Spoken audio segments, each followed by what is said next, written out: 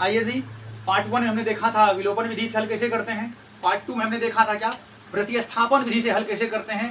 Part 3 कहने का sense इस वीडियो में हम लोग देखेंगे कि वज्र गुणन विधि से हम लोग दो चर वाले रैखिक समीकरण के पेयर्स अर्थात युग्मों को कैसे हल करते हैं। आइए इस विधि में आपका स्वागत है। पार्ट 3 आपका है। इससे पहले वाले पार्ट 1 हमने विलोपन विधि बता रखा हुआ।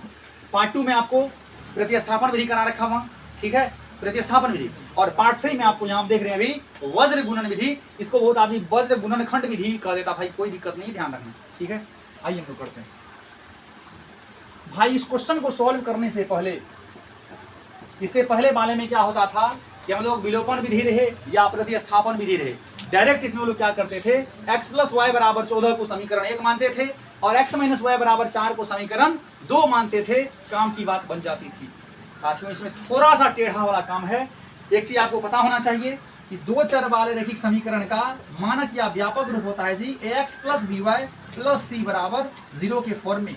यही है क्या दो चर वाले रैखिक समीकरण का मानक या व्यापक रूप। भाई दो चर कहने का सेंस x और y, जहां a b c क्या है वास्तविक संख्या, सिर्फ a और b का मान 0 नहीं होगा। आप 0 रख के देखो, x भी कैंसिल y भी कैंसिल। भाई जब दो चर बचेगा ही नहीं तो क्या दो चर वाले रैखिक समीकरण होगा? क्या नहीं होगा। दो चर वाले रैखिक समीकरण होने के लिए a और b की जगह पे 0 का मान कभी 0 कभी नहीं होगा। आइए जी हम लोग करते हैं। इसमें करना क्या आपको पहले बड़ी बारीकी से हम लोग देखेंगे। पहले क्या है जी x + y = 14 रहा। इसको क्या करना भाई x + y - 14, इसको इधर लेके चलाएंगे बाईं ओर बराबर 0। अब जाके हुआ ये समीकरण 1। यहाँ क्या करना आपको पहले, दो समीकरण है हमने पहले बता दिया, उसका रूप ax + by + c = 0। तो भाई पहले वाले समीकरण में a1 b1 c1, दूसरे वाले समीकरण में a2 b2 c2। यहाँ क्या होगा a1 नहीं कुछ तो x का कोफिशिएंट 1 है, गुणांक 1 है। भाई b1 बराबर +1 है, मतलब 1 है। फिर यहाँ c1 बराबर -14 है। यहाँ से आपने a1 b1 c1 देख रखा, देख लिए है, ठीक है। उसके बाद अब क्या करना भाई, तथा दूसरा समीकरण इसका क्या है x - y = 4 है। इसको थोड़े बड़ी इज्जत के साथ लिखना, x - y - 4 = 0। आपके सामने ये रहा साथियों समीकरण 2। अब बोलिए a1 b1 c1 तो हमने लिख लिए वहाँ। यहाँ क्या करना है जी a2 b2 और c2 लिखना है, ठीक है। क्या लिखेंगे यहाँ a2 बराबर क्या लिखेंगे जी, यहाँ a2 बराबर 1 होगा, b2 बराबर -1 होगा और c2 बराबर -4 होगा। साथियों a1 b1 c1 और a2 b2 c2 हमने यहाँ देख रखा, ठीक है। अब इसमें करना क्या आपको, इस विधि से आपको हल करने के लिए x बराबर और y बराबर दो फॉर्मूला होता है जो ध्यान रखना होगा।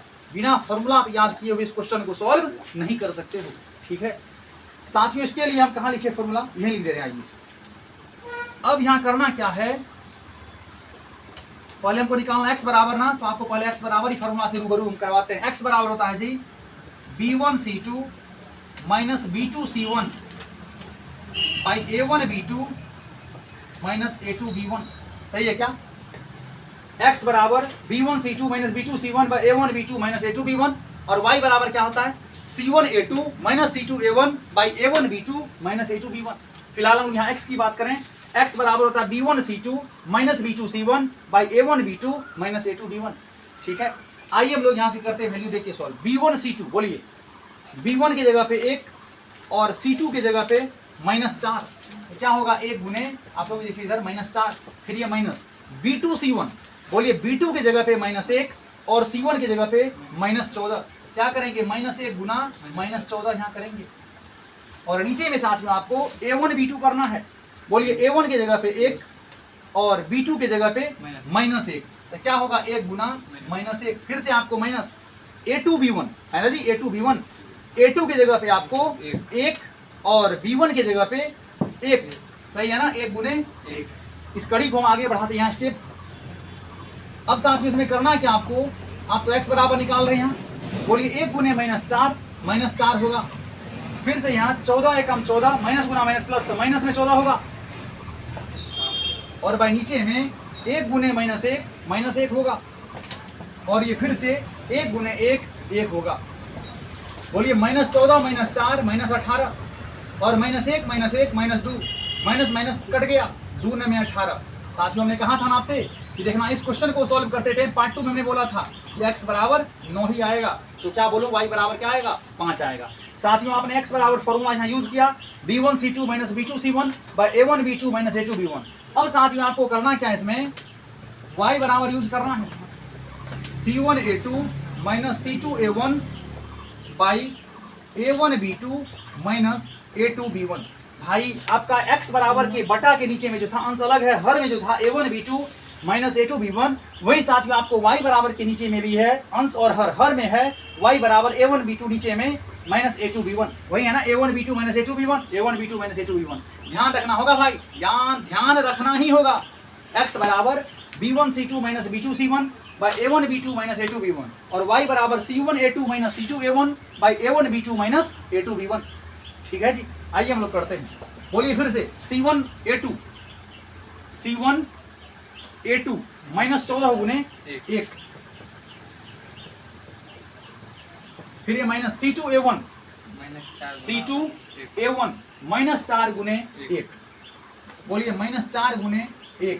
और नीचे में आपका a1b2 माइनस a2b1, इसमें खोजने से अच्छा है कि सेम ही चीज ना है, इसी को छाप दीजिए। क्या होगा 1 गुना माइनस 1 और फिर 1 गुना 1। ऐसा हमने क्यों कहा, क्योंकि x बराबर के नीचे में अर्थात हर में जो था a1b2 माइनस a2b1, वही आपको y बराबर के नीचे में भी a1b2 माइनस a2b1 है।